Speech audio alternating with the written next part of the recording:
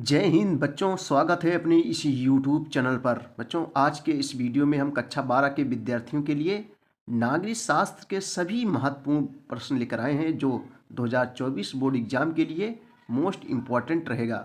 बच्चों, यह है NCERT रहेगा और सभी बोर्ड के स्टूडेंट्स के लिए इम्पॉर्टेंट रहेगा। इस टॉपिक में बच्चों हम बहुविकल्पी, अधलघुत्तरी, लघुत्तरी यानी दीर्घोत्तरी सभी प्रकार के प्रश्न लेकर आए हैं। तो चलिए बच्चों, देखते हैं देर ना करते हुए।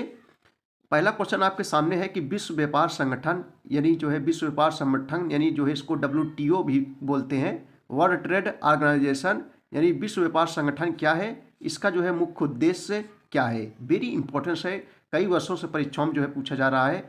तो चलिए आइए बच्चों, इसका उत्तर हम लोग देखते हैं। हेडिंग डालेंगे हम लोग विश्व व्यापार संगठन। देखो, विश्व व्यापार संगठन बच्चों जैसे नाम से ही लग रहा है, विश्व के लिए व्यापार संबंधी नियम कानून बनाए जाते हैं।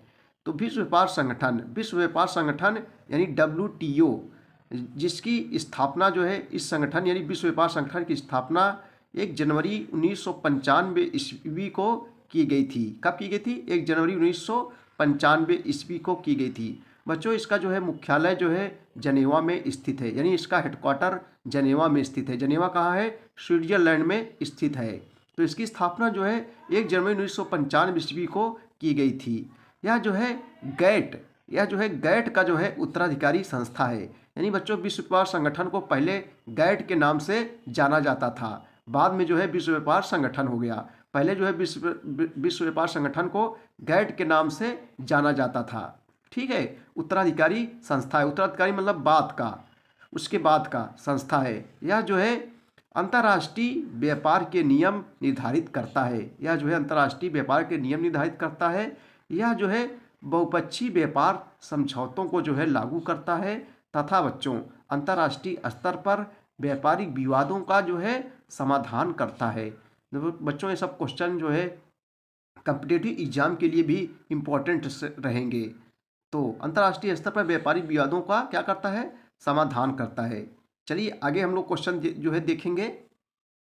चलिए बच्चों, हम लोग कुछ बहुविकल्पी प्रश्नों को देख लेते हैं जो बार बार परीक्षाओं में पूछेंगे। एक नंबर के बहुविकल्पी प्रश्न है। तो मोस्ट इंपॉर्टेंट बहुविकल्पी हम लेके आए हैं जो लगातार परीक्षाओं में पूछे जा रहे हैं। पहला क्वेश्चन आपके सामने है कि मंडल आयोग की रिपोर्ट किस वर्ष लागू हुई थी? मंडल आयोग बच्चों आप जानते हैं जो पिछड़े वर्गों से संबंधित था, पिछड़े वर्गों के लिए जो है नियम कानून बनाया था। तो मंडल आयोग की रिपोर्ट किस वर्ष लागू हुई थी? 4 ऑप्शन दिए गए हैं, 90, 91, 1992, 1993 ईस्वी। तो बच्चों सही जवाब यहाँ जो है ए हो जाएगा, 1990 ईस्वी में। अगला क्वेश्चन देखेंगे हम लोग बहुविकल्पी प्रश्न में कि निम्न में से कौन सा क्षेत्रीय दल नहीं है? निम्न में से कौन सा क्षेत्रीय दल नहीं है? तृणमूल कांग्रेस, बीजू जनता दल, विराज कुमार शर्मा, उक्त सभी। तो बच्चों यहाँ सही जवाब जो है डी हो जाएगा, उक्त सभी हो जाएगा। क्या हो जाएगा? उक्त सभी हो जाएगा। अगला क्वेश्चन देखेंगे हम लोग, वेरी इंपॉर्टेंट सब क्वेश्चन लेकर आए हैं दोस्तों हम लोग। संपूर्ण क्रांति के जनक कौन थे? संपूर्ण क्रांति के जो है जनक कौन थे? तो बच्चों संपूर्ण क्रांति के जो जनक थे जयप्रकाश नारायण थे। कौन थे? जयप्रकाश नारायण थे। अगला क्वेश्चन आपके सामने दिए गए हैं, आपको बताना है दोस्तों, भारत में आपातकाल की घोषणा का अधिकार किसको है? वेरी इंपॉर्टेंट क्वेश्चन है। आपात माने बच्चों आफत आ जाना, एकाएक आफत आ जाना। तो हम लोग जानते हैं अनुच्छेद 352, 356, 360 ये 3 प्रकार के जो है आपात हैं। तो भारत में आपातकाल की जो है घोषणा का अधिकार किसको है? प्रधानमंत्री को, राष्ट्रपति को, राज्यपाल को, मुख्यमंत्री को। तो बच्चों भारत में आपातकाल की घोषणा का अधिकार जो है राष्ट्रपति को है। किसको है? राष्ट्रपति है वो है। नेक्स्ट क्वेश्चन है कि गैर कांग्रेसवाद का नारा किसने दिया था? गैर कांग्रेसवाद का जो है नारा किसने दिया था? डॉक्टर राम मनोहर लोहिया, जयप्रकाश नारायण, VP सिंह, इनमें से कोई नहीं। तो गैर कांग्रेसवाद का नारा जो है किसने दिया दोस्तों? डॉक्टर राम मनोहर लोहिया। जो डॉक्टर राम मनोहर लोहिया अवध विश्वविद्यालय फैजाबाद में उत्तर प्रदेश का एक विश्वविद्यालय है। ठीक है दोस्तों, तो गैर कांग्रेसवाद का जो है नारा किसने दिया था? डॉक्टर राम मनोहर लोहिया ने जो है दिया था। अगला क्वेश्चन देखेंगे हम लोग, भारत में बैंकों का राष्ट्रीयकरण किसने किया? भारत में बैंकों का जो है राष्ट्रीयकरण जो है किसने किया? राजीव गांधी, इंदिरा गांधी, संजय गांधी, सोनिया गांधी। तो दोस्तों सही जवाब क्या हो जाएगा? यहाँ जो है बी हो जाएगा, इंदिरा गांधी। यानी भारत में बैंकों का राष्ट्रीयकरण किसने किया था? इंदिरा गांधी ने किया था। जो हमारे देश की पहली महिला प्रधानमंत्री रह चुकी हैं और 2 बार जो है प्रधानमंत्री रह चुकी हैं दोस्तों। और भी बहुविकल्पी प्रश्न इंपॉर्टेंस है दोस्तों, हम लोग देखेंगे। अगला क्वेश्चन बहुविकल्पी है कि ताशकंद समझौता किसके किसके बीच हुआ था। ताशकंद समझौता किसके बीच हुआ था? भारत पाकिस्तान, भारत नेपाल, भारत श्रीलंका, भारत भूटान। तो दोस्तों ताशकंद जो समझौता हुआ था ये जो है भारत और पाकिस्तान के बीच जो है हुआ था। किसके किसके बीच? भारत और पाकिस्तान के बीच हुआ था। अगला क्वेश्चन है कि 1965 में भारत पाकिस्तान युद्ध के समय भारत के प्रधानमंत्री कौन थे? 1965 में भारत पाकिस्तान के युद्ध के समय भारत के प्रधानमंत्री दोस्तों जो है कौन थे? तो लाल बहादुर शास्त्री थे। कौन थे बच्चों? लाल बहादुर शास्त्री जो हमारे भारत के जो है प्रधानमंत्री थे और मरणों उपरांत जो है उन्हें भारत रत्न से सम्मानित किया गया था। किसको? लाल बहादुर शास्त्री को। सबसे पहली बार मरणों उपरांत से भारत रत्न से किसे सम्मान किया गया था? तो लाल बहादुर शास्त्री जी को। आप लोग जवाहरलाल नेहरू बच्चों जानते हो हमारे देश के पहले प्रधानमंत्री थे। चौधरी चरण सिंह, इंदिरा गांधी भी प्रधानमंत्री, चौधरी चरण सिंह भी हमारे देश के प्रधानमंत्री रह चुके हैं। अगला क्वेश्चन है कि भारत और चीन के बीच पंचशील समझौता कब हुआ था? भारत और चीन के बीच जो है पंचशील समझौता कब हुआ था? तो सही जवाब बच्चों यहाँ हो जाएगा 1954 ईस्वी में। अगला क्वेश्चन देखेंगे हम लोग। भारत में कौन सी अर्थव्यवस्था पाई जाती है? समाजवादी, पूंजीवादी, मिश्रित, सार्वजनिक। भारत में बच्चों कौन सी अर्थव्यवस्था पाई जाती है? तो मिश्रित अर्थव्यवस्था पाई जाती है। यानी जो है सार्वजनिक और पूंजीवादी दोनों का मिश्रण जो है पाया जाता है। भारत में कौन सी अर्थव्यवस्था पाई जाती है? मिश्रित अर्थव्यवस्था पाई जाती है। अगला क्वेश्चन देखेंगे बहुविकल्पी। भारत के मिल्कमैन के रूप में किसे जाना जाता है? भारत के मिल्कमैन के रूप में किसे जाना जाता है? तो बच्चों वर्गीज कुरियन को मिल्कमैन के नाम से जाना जाता है। अगला क्वेश्चन देखेंगे कि भारत में हरित क्रांति की शुरुआत कब हुई थी? भारत में बच्चों हरित क्रांति की जो है शुरुआत कब हुई थी? 1963, 64, 64, 65, 1966, 67, 1968, 69। तो सही जवाब बच्चों क्या हो जाएगा? सी हो जाएगा 1966 से 1967 ईस्वी में। अगला क्वेश्चन है कि कांग्रेस पार्टी की स्थापना कब हुई थी? तो कांग्रेस पार्टी हम लोग जानते हैं बच्चों भारत का सबसे पुराना राजनीतिक दल है। कांग्रेस पार्टी की स्थापना कब हुई थी? 70 में, 1875 में, 1885 में, 1909 में। तो कांग्रेस पार्टी की स्थापना बच्चों 1885 ईस्वी में हुई थी। कहाँ हुई थी? बम्बई, मतलब ग्वालियर टैंक बच्चों, ग्वालियर टैंक मैदान है कहाँ है? बम्बई में। और गोकुल दास तेजपाल संस्कृत विश्वविद्यालय में कांग्रेस पार्टी की स्थापना हुई थी 1885 ईस्वी में। ठीक है दोस्तों, कहाँ हुई थी? और कांग्रेस पार्टी की स्थापना किसने की थी? A.O. हुम यानी सर ओरिएंटल हुम ने जो है कांग्रेस पार्टी की स्थापना की थी 1885 में बम्बई में। आगे देखेंगे हम लोग क्वेश्चन। नेक्स्ट क्वेश्चन बच्चों हम लोग देखेंगे लघुत्तरी फर्स्ट प्रकार का क्वेश्चन है। सोवियत अर्थव्यवस्था तथा पूंजीवादी अर्थव्यवस्था के बीच किसी एक प्रमुख अंतर को उजागर कीजिए। लघुत्तरी में रहेगा, पूछता है क्वेश्चन कि सोवियत अर्थव्यवस्था तथा पूंजीवादी अर्थव्यवस्था के बीच किसी एक प्रमुख अंतर को उजागर कीजिए। आइए इसका उत्तर देखते हैं बच्चों हम लोग। देखो, सोवियत अर्थव्यवस्था उत्पादन तथा वितरण के साधनों पर राज्य का नियंत्रण स्थापित करना चाहती है, जबकि बच्चों पूंजीवादी अर्थव्यवस्था खुली प्रतिस्पर्धा और बाजार मूलक अर्थव्यवस्था में विश्वास रखती है। ठीक है बच्चों, चलिए अगला क्वेश्चन देखेंगे। चीन में साम्यवादी क्रांति कब और किसके नेतृत्व में हुई थी? चीन में साम्यवादी क्रांति जो है कब और किसके नेतृत्व में हुई थी? तो बच्चों चीन में साम्यवादी क्रांति माओ तुसे तुंग के नेतृत्व में 1949 ईस्वी में हुई थी। अगला क्वेश्चन देखेंगे हम लोग। चलिए दोस्तों अगला क्वेश्चन हम लोग देखेंगे कि मार्शल योजना क्या है बच्चों? इसने जो है यूरोपीय आर्थिक सहयोग संगठन के गठन का रास्ता कैसे बनाया? मार्शल योजना क्या है? इसने जो है यूरोपीय आर्थिक सहयोग संगठन के गठन का रास्ता कैसे बनाया? वेरी इंपॉर्टेंट बच्चों, सब पूछे गए हैं परीक्षाओं में लगातार और 2024 वेरी इंपॉर्टेंस रहेगा। तो मार्शल योजना बच्चों क्या है? इसने यूरोपीय आर्थिक सहयोग संगठन के गठन का रास्ता कैसे बनाया? आइए इसका उत्तर देखते हैं हम लोग।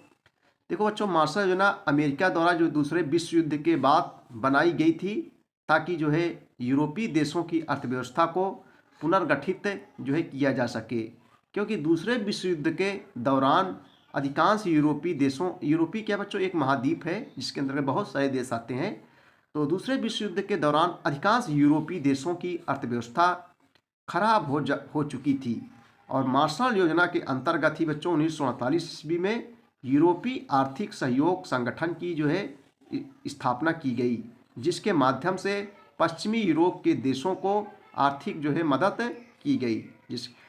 जिसके माध्यम से बच्चों पश्चिमी यूरोप के पश्चिमी देशों जिसके माध्यम से पश्चिमी यूरोप के देशों को आर्थिक जो है मदद की गई। ठीक है, चलिए दोस्तों अगला क्वेश्चन हम लोग देखेंगे कि दक्षिणी एशिया के किन्हीं 4 देशों के नामों का उल्लेख कीजिए। दक्षिण एशिया, जैसे मान लीजिए बच्चों ये एशिया महाद्वीप है, तो इसके जो है दक्षिण दिशा में यानी नीचे दक्षिण दिशा के देशों के नाम बताना है। दक्षिण एशिया किन्हीं 4 देशों के नाम का उल्लेख कीजिए। भारत हो गया, जैसे बच्चों पाकिस्तान, श्रीलंका एवं बांग्लादेश, ये सब जो है दक्षिण एशिया के 4 महत्वपूर्ण जो है देश हैं जो दक्षिण में स्थित हैं। चलिए भैया, चलिए दोस्तों देखो ये ऊब नहीं लगनी चाहिए। देखो ऊब लगे कि मज़ा नहीं आएगा। दोस्तों पढ़िए, सब क्वेश्चन नौकरियों में पूछे जाते हैं। अगला क्वेश्चन देखिए हम लोग, दक्षेश से आप क्या समझते हैं। अगला क्वेश्चन हम लोग देखेंगे, दक्षेश से आप क्या समझते हैं। तो चलिए बच्चों, दक्षेश क्या है भैया, आइए इसका उत्तर दोस्तों हम लोग देखते हैं। देखो दक्षेश अर्थात दक्षिण एशिया क्षेत्रीय सहयोग संगठन, दक्षिण एशिया के 8 देशों का एक जो है क्षेत्रीय आर्थिक संगठन है। क्षेत्रीय आर्थिक संगठन है बच्चों। जो क्षेत्रीय संगठन होते हैं उसमें कम देश होते हैं भैया, और जो अंतर्राष्ट्रीय संगठन होते हैं उनमें जो है ज़्यादा देश होते हैं। तो दक्षिण एशिया के 8 देशों का एक क्षेत्रीय संगठन है जिसकी स्थापना बच्चों इन देशों ने आपसी सहयोग बढ़ाने के उद्देश्य से जो है की है। समझ रहे दोस्तों। चलिए अगला क्वेश्चन हम लोग देखते हैं बच्चों। एकदम मस्त रहो, मस्त हो के मस्ती में एकदम पढ़ो, कोई एकदम टेंशन नहीं, टेंशन में पढ़ाई नहीं होती, एकदम मस्त रहो एकदम। हाँ, टेंशन करोगे, सोचोगे अरे यार इतना ज़्यादा पढ़ना है, इतना लंबा वीडियो है, तो आप नहीं पढ़ पाओगे। अगला क्वेश्चन है कि श्रीलंका में जातीय संघर्ष के 2 कारण लिखिए। श्रीलंका में जातीय संघर्ष के 2 कारण लिखिए। तो चलिए बच्चों हम लोग इसका उत्तर देखते हैं। श्रीलंका में जातीय समस्या का समाधान हे डाल लेंगे हम लोग। देखो श्रीलंका बच्चों जिसकी राजधानी काठमांडू है। श्रीलंका में जातीय समस्या का समाधान श्रीलंका में सिंघली और तमिलों के बीच जो है लंबे संघर्ष का जो है अंत मई 2009 में लिट्टे के सर्वोच्च नेता जो है प्रभाकरण के मारे जाने के साथ जो है हुआ। श्रीलंका की सरकार ने जो है धीरे धीरे लिट्टे के प्रभाव वाले क्षेत्रों पर जो है अधिकार कर लिया। इस तरह बच्चों गृह युद्ध समाप्त हुआ। अब देखेंगे दो लिखना है ना, 2 लिखना है, 2 कारण। तो नंबर 1, श्रीलंका में बहुसंख्यक सिंहलियों ने धर्म और भाषा के आधार पर एक नए राज्य के निर्माण के प्रयास शुरू किए गए, जिसका तमिलों ने जो है विरोध किया। नंबर 2, श्रीलंका सरकार की तमिलों के प्रति भेदभाव तथा उपेक्षा की नीति ने भी जातीय संघर्ष को जो है बढ़ाया। अगला क्वेश्चन देखेंगे जो वेरी इंपॉर्टेंट से मोस्ट इंपॉर्टेंट बच्चों, ये सब क्वेश्चन कंपटीशन एग्जाम के लिए वैसे भी जानकारी के लिए सब हम लोग को मालूम रहना चाहिए। एमनेस्टी इंटरनेशनल से आप क्या समझते हैं। इंटरनेशनल मतलब होता है अंतर्राष्ट्रीय। एमनेस्टी इंटरनेशनल से आप क्या समझते हैं। तो बच्चों एमनेस्टी इंटरनेशनल एक गैर सरकारी संस्था है जिसकी स्थापना जो है सन 1961 ईस्वी में लंदन में की गई थी। लंदन क्या बच्चों इंग्लैंड की राजधानी है। स्थापना सन 1961 ईस्वी में लंदन में की गई थी। इसका बच्चों मुख्य कार्य है संपूर्ण विश्व में मानवाधिकारों की जो है रक्षा करना। तो वेरी इंपॉर्टेंट है, सब जानकारियाँ बच्चों होनी चाहिए। संपूर्ण विश्व में मानव के अधिकारों की जो है रक्षा करना है इसका मुख्य काम एमनेस्टी का। ठीक है, आगे देखेंगे हम लोग। चलिए अगला क्वेश्चन देखें बच्चों, एकदम दीर्घ उत्तरीय प्रश्न है, एकदम सरला है, एकदम सरला दीर्घ उत्तरीय 10 नंबर आपको एकदम पक्का है, जान लीजिए। बहुत सरला है, देखो लंबा नहीं, एकदम समझोगे एकदम क्लियर पक्का हो जाएगा। भारत में गठबंधन सरकारों पर जो है एक निबंध लिखिए। गठबंधन सरकार बच्चों जानते हो, जिसे एक सरकार कोई पार्टी बना रही है तो दूसरी पार्टी के संबंध बना लेते हैं, एक पार्टी को और जोड़ लेते हैं, उसे गठबंधन सरकार कहते हैं। ठीक है, तो इसको अपने मन से भी लिख सकते हैं। भारत में गठबंधन सरकारों पर एक निबंध है, लिखिए। आइए चलिए इसको उत्तर हम लोग देख लेते हैं। देखो भारतीय राजनीति का वर्तमान दौर गठबंधन राजनीति का दौर है भैया।